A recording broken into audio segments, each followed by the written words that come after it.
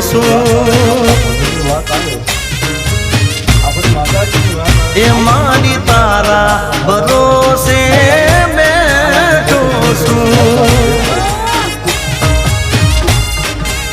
એ મારી તારા ભરોસે બેઠો છું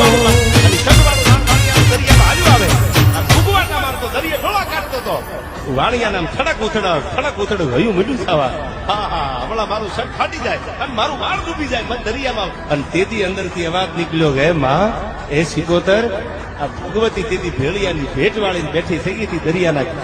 મત દરિયામાં ઉભી રહી ગઈ